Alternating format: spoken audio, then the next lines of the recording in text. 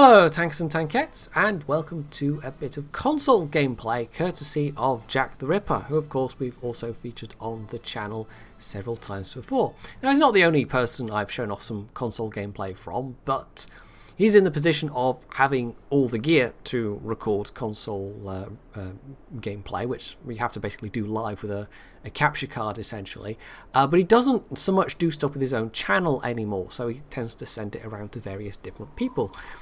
So if you've seen his name on other channels as well, that'll be why. So today we've got some T-62A gameplay on a familiar map with an unfamiliar look. This is of course Muravanka, but well, it's Muravanka where you could maybe hop out and make a little snowman if you particularly wanted to. I do quite like the snow effect on the tracks. Especially, that's quite nice actually. Although, of course, with the consoles, I mean, one of the reasons why they get some of the bells and whistles that aren't featured on PC is that in terms of hardware, the consoles, of course, are they're a fixed target. They're not a moving target like PCs are. You don't run the risk of making frame rates worse for some people, whereas other people might be fine with extra effects. They might have a good enough PC, and especially with World of Tanks, with having a very large Russian player base where their computers aren't necessarily terribly up to date, they have to be a lot more wary about adding new bells and whistles. Hence things like not having Havoc physics, which were worked on for a while. This, by the way, I mean, yeah, this is all as Jack recorded it. I could have edited that out, but then I would have had to explain why I had a little jump cut there, and it would have taken longer to explain than it would have just to leave it in. So anyway, so there's nobody, it seems like, on this side of the map. There was a Tiger II spotted, who seems to have fallen back, and of all the many enemy tank destroyers, well, there doesn't seem to be anything here. We know there's an E-75. That's the heavy tank on the 4 line, or is it the 6 line? I think it's the T-110E5 on the 4 line actually, we'll see him later. So yeah, the E-75 there on the 6 line. The Tiger II may be around here somewhere as well. We also caught a brief glimpse of one of the light tanks, which is a M41 Walker Bulldog. And as you can see from the top there actually, there's 2 light tanks and they're in a platoon, so it's actually 2 Walker Bulldogs, so they'll be ones to watch out for. But what this, of course, means is that the enemy team has blobbed up in the northwest corner. And I don't know about console, but on PC, on this map, it's not uncommon to find that happening these days, that one team will just completely ignore the eastern flank, which can work against them, but can also work for them, because if one team commits some tanks over here, and the other team doesn't, well, it means they're going to have a firepower advantage on the western flank, and that is obviously true in this case. So that Tiger II, by the way, not entirely sure why they did what they did. I mean, they were over here earlier on to begin with. They then seem to have fallen back west, and then they seem to have changed their mind again to have tried to get behind the cap and defend from there, except they did it far too late. So they got spotted, and well, between Jack and this M103 that's just next to him, or that he's just driving past, they completely demolished that guy. So that was a bit of odd decision making on that guy's part. So he could try and just push up to the enemy cap and go and sit in the enemy cap, and yeah, that would draw some tanks back, but it probably wouldn't be a good plan. A better plan is to take out this E-75, who's holding things up in the middle slightly, and also giving the enemy advance notice, and then try and go and help his teammates, because if they can push across fast enough, they can come up behind the enemy team. And this enemy team, I mean, sometimes you'll get this, that you'll have that blob form that nobody will go on the eastern flank, but they'll all just sit there in a blob. They won't actually push despite having a numbers advantage. That's not what this enemy team is doing. Some of them have tried to defend, although that E4 didn't last very long, but long enough to damage the M103, who then got taken out by the Bulldogs. But the majority of the enemy team, I mean, they have just pushed down, and they've taken some casualties in the process. but they are winning that flank, basically. So the Bulldogs, having taken out the M103, I mean, they are a threat. They are now, it looks like, running around the north and the east. And I think Jack may have been slightly tempted to chase after them, although they can probably outrun him. But it would have been a little risky to do on his own. I mean, in theory, Tier 7 light tank versus Tier 10 medium tank ought to be no contest. But a pair of Walker Bulldogs, if they're playing well, could potentially be a threat. He'd probably still come out on top with having relatively high health, although he has now taken a hit from the T-110E5. But it would still be maybe a little risky. Anyway, so yeah, the E5 got in a hit. That's the first damage he's taken. Jack, rather than trying to face the E5 frontally, decides to reposition, and in the process spots artillery. So that's quite a useful kill. So what's left? Well, the E5 is still there, obviously. There's these two enemy tank destroyers, and with his own team, well, there's a heavy tank there up ahead. Not sure what that is, but he's not going to last too much longer. There's a medium tank down on the K line, desperately trying to defend, and then there's more tank destroyers and a light tank left of their own team.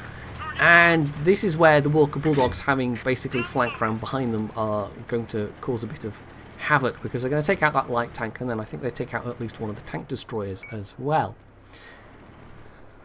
So, Jack himself is in a bit of an awkward position here. I mean, he's got the high ground, which is useful. He can peek relatively easy, but or easily rather, but he can't really afford to push into this position right now, because he knows the 183 is down there. There's a Conqueror down there as well. He doesn't have any allies immediately nearby, except, well, now a Waffle E100 is rolling up to help, so that might change the complexion of things a bit.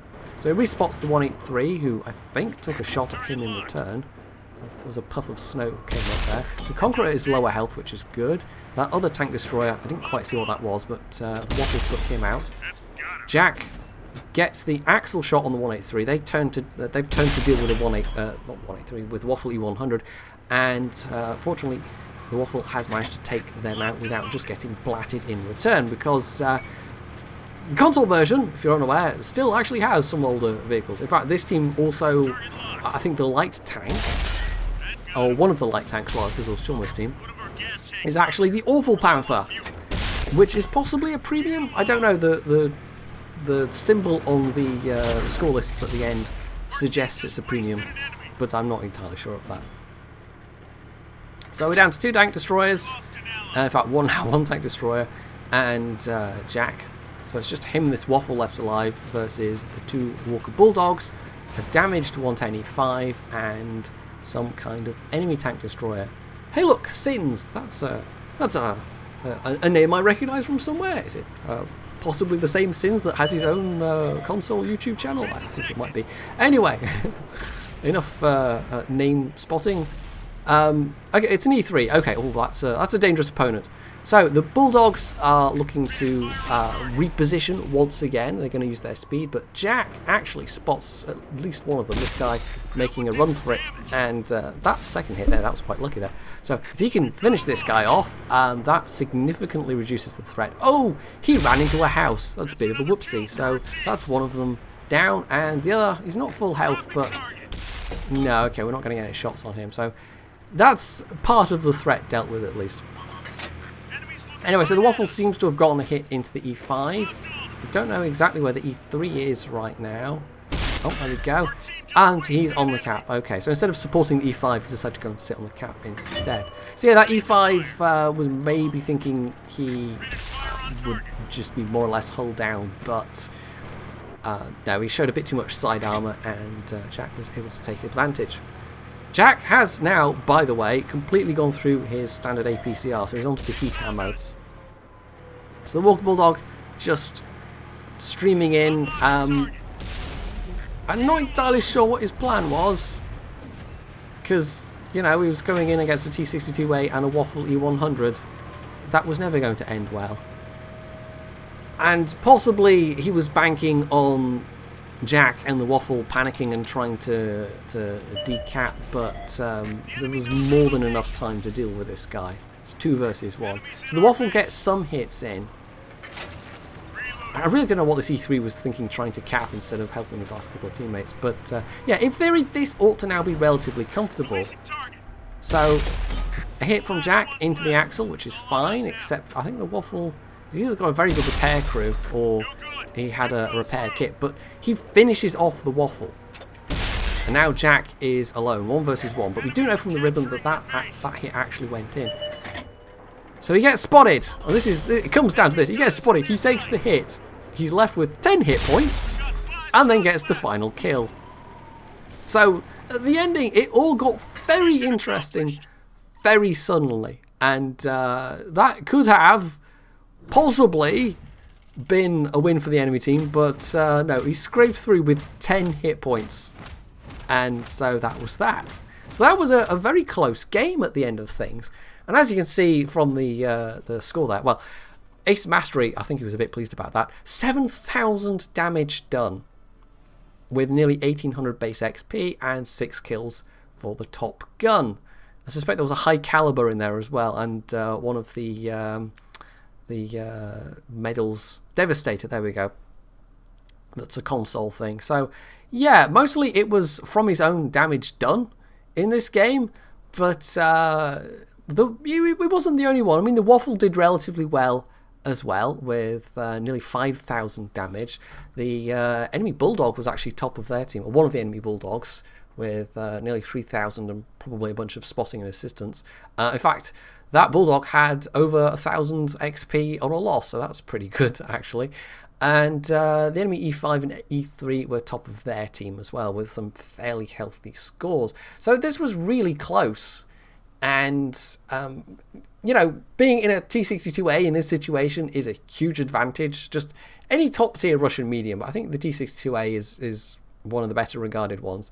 Because you've got the mobility, you've got the firepower, and you've actually got fairly reasonable armour as well. Although I'm not sure he bounced any shots in this one. Maybe he did at a moment when I didn't notice.